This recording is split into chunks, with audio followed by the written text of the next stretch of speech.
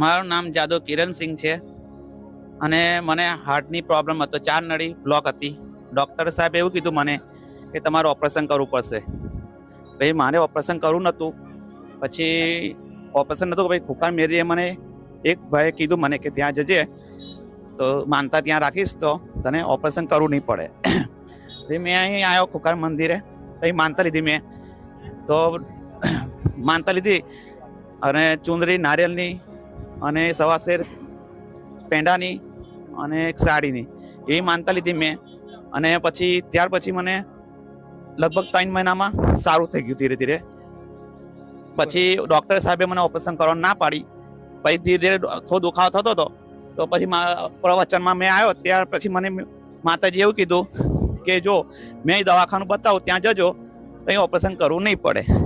પછી માતાજી ઈશારો મને બતાડ્યો અને મેં ત્યાં ગયો તો ત્યાં